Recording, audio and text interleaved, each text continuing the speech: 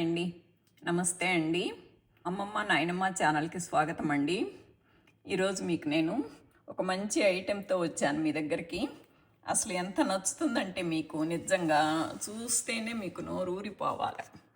అదిగో కనుక్కున్నారా ఏంటో? ఇది నిమ్మకాయ పచ్చడండి. అదే నా స్టైల్లో చేస్తాను.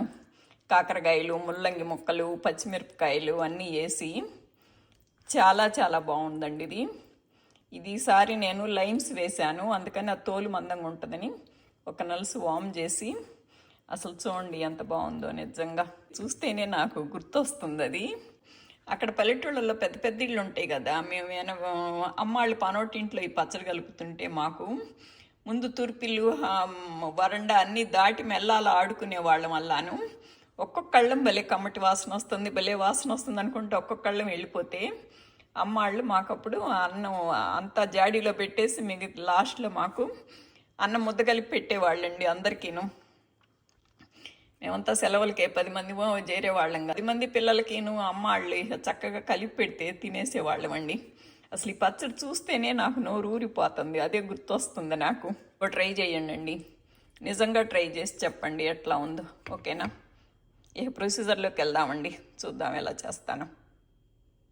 అవునండి, ఈరోజు నేను నిమ్మకాయ పచ్చడికి ఇన్ని నిమ్మకాయలు తీసుకున్నానండి. 15 వచ్చినాయి ఇవి లైమ్స్. ఇవి ఇన్ని రెడ్ రాడిష్లు తీసుకున్నానండి. వైట్ రాడిష్ అయినా వేసుకోవచ్చు, కానీ నాకు ఇది వేస్తే అంత పింక్ రంగులోకి వచ్చేసి బాగుంటుందని నాకు ఇది ఇష్టం, అందుకని నేను ఇది వేసుకున్నాను. అల్లం మేబీ ఇంతవరకే వేస్తానండి. ఇగోనండి, కాకరకాయలు ఒక 1/2 డజన్ తీసుకున్నానండి, కొద్ది పెద్దయ్యాను. పచ్చిమిరపకాయలు ఇవ్వండి, ఇవి ఆల్మోస్ట్ మంటలేని కాయలేనివి, అందుకని ఇవి తీసుకున్నాను. ఇవన్నీ నేను నిమ్మకాయ పచ్చడిలో వేస్తే ఈ ఉప్పు పులుపు పీల్చుకొని ఇవన్నీ కూడాను భలే టేస్ట్ ఉంటాయండి. అస్సలు మంట పుట్టవును. ఈ మిరపకాయ కానీ కాకరకాయ కానీ అస్సలు చేదు ఉండదు, అల్లం కానీ అన్నీ భలే సూపర్ టేస్ట్ ఉంటుంది అన్నమాట. ఇప్పుడు మీరు ఇవి నేను ఇలా తీసుకున్నాను, మీరు ఇలాగే తీసుకోవాలని ఏం లేదండి. కొంతమందికి నిమ్మకాయ ముక్కలు ఎక్కువ ఉంటే ఇష్టం, కొంతమంది కాకరకాయ ముక్కలు ఇవి తక్కువ ఉంటే ఇష్టం. మాకు కొంచెం ఎక్కువ ఇష్టం అండి ఇవి, అందుకని నేను ఇవన్నీ ఎక్కువ వేస్తున్నాను అనమాట. మాకు పులుపు ఎక్కువ ఉండకపోయినా పర్వాలేదు, ఇవన్నీ వేస్తే బాగా టేస్ట్ ఉంటుందని నేను ఇవన్నీ వేస్తున్నాను. నేను అల్లం కూడా మొత్తం వేసేస్తానులేండి, బాగుంటుంది వేస్తేను. ఇంకా నేను ఒక్కొక్కటి కోసాక చూపిస్తానండి. ఇదిగోనండి, నిమ్మకాయలు కోసుకుందాము. నేను ఇది తీసేస్తానండి, మొదలు ఇట్లకు. ఇది కూడా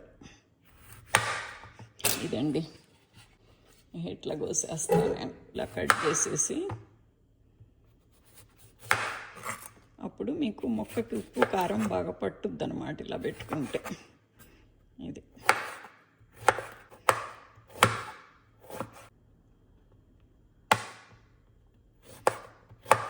ఇది ఇవి ముక్కలు కొయ్యటం అయిపోయింది. ఇప్పుడు దీన్ని కొంచెం వామ్ చేసుకోవాలండి. ఈ కాయలు తోలు మందం ఉంటుంది, ఇది ఇక్కడ ఊరదండి. ఇక్కడ అస్తమానం ఏసీలో ఉంటాం కదా, సెంట్రల్ ఏసీలు అయ్యి, అందుకని తొందరగా ఊరదనమాట. ఇది ఊరాలన్నా కానీ బాగా లేట్ అవుతుంది, అందుకని కొంచెం ఈ తోలు కొద్ది మెత్తబడిన దాకా కొద్ది వామ్ చేసుకోవాలండి. ఇది వామ్ చేసే ముందు అదేలేండి, ఇది పొయ్యి ఆన్ చేసేస్తున్నాను. కొంచెం పసుపు వేస్తానండి, కొద్దిగా ముక్కలు అవన్నీ కూడా ఉంటాయి కదా కాకరకాయలు, అందుకని కొద్దిగా ఎక్కువ వేసాను పసుపు. నేను ఆముదం వేస్తానండి, ఇక్కడ షాపుల్లో దొరుకుతుంది. అందరు ఆయిల్ వేసుకుంటారు మామూలుగా. నాకు మా మమ్మీ మా చిన్నప్పుడు ఇట్లా ఆముదం పసుపు వేసి కలపటమే నేర్పించారండి నిమ్మకాయ పచ్చట్లు.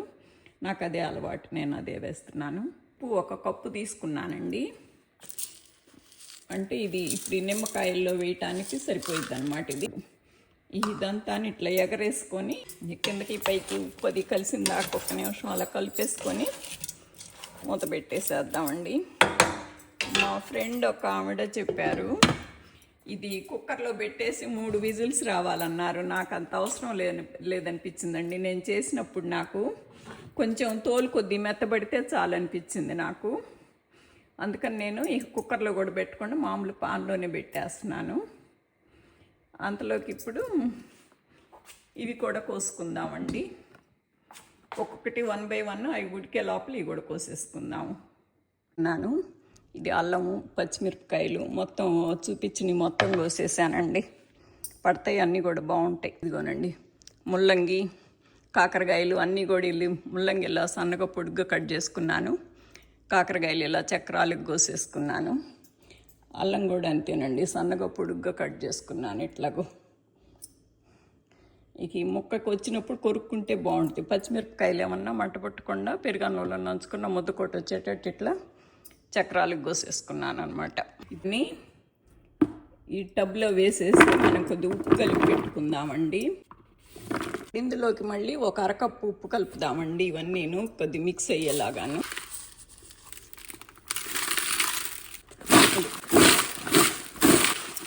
తరుగు మిగులు మళ్ళీ చూసుకొని కలుపుకుందామండి.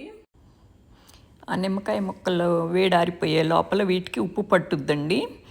తరువాత ఆరిపోయాక అందులో వేసి మిక్స్ చేసేద్దాం. ఇదిగోనండి ఇవి ఉడికిపోయినాయండి. ఉడికిపోవటం అంటే నాకు మెత్తగా ఉడికే పని లేదని జస్ట్ ఈ తోలు సగబడి ఉడికిన దాకా పెట్టానండి. ఇదిగో ఈ తోలు మరీ మెత్తగా లగడం అవ్వలేదు, జస్ట్ సగబడ ఉడికిందనమాట. మిగతా సగం ఊరినప్పుడు మెత్తబడిపోయిద్ది లేమనుకొని నేను ఆపేసానండి. ఎప్పుడైనా వేసేయచ్చండి, కాకపోతే మనకి ఇప్పుడు ఆ కాకరకాయ అయినా, పచ్చిమిరపకాయ అయినా, అల్లమైనా, ముల్లంగైనా మనకి కరకరలాడాలి కదా. ఇప్పుడు వేడి మీద ఇందుట్లో వేసామనుకోండి, అది కొద్దిగా మెత్తబడితే మనకి ఆ కరకర ఉండదు. ఇప్పుడు ఇవి వారిపోయినాయండి. ఇందుట్లో ఇప్పుడు ముక్కలు వేసేసుకుందాము.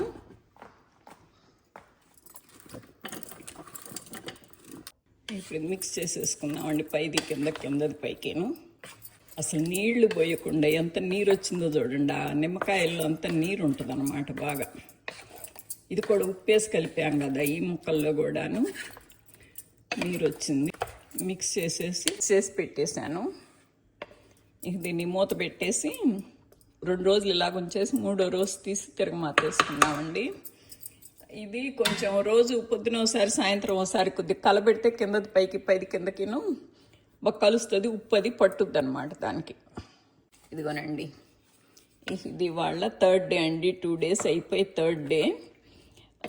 ఇప్పుడు మనం ఒట్టి నిమ్మకాయలు కనుక పెట్టుకుంటే మీరు ఇట్లా 3rd డే దాకా ఆగే పని లేదండి. ఆల్రెడీ మనం ముక్క తోలు మెత్తబడిన దాకా మనం ఉడకేసాం కదా. మీరు డైరెక్ట్గా కారం కలిపేసుకొని తిరగమాత పెట్టేసుకోవచ్చు.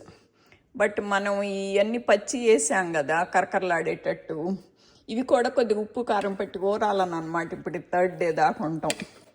ఇప్పుడు ఇందుట్లో కారం కలిపేసుకుందామండి. నేను ఇంత కారం తీసుకున్నాను. 1, 2 స్పూన్లు పెద్ద స్పూన్లు వేసానండి. చిన్నగా కలుపుకుంటూ వేసుకుందాం మిగతాది. ఒక్కసారి వేస్తే ఉండలాగా అవుతుందని స్పూన్ వేసి కలుపుతున్నానండి. మొత్తం మీద పట్టుద్ది ఇదంతాను. ఇది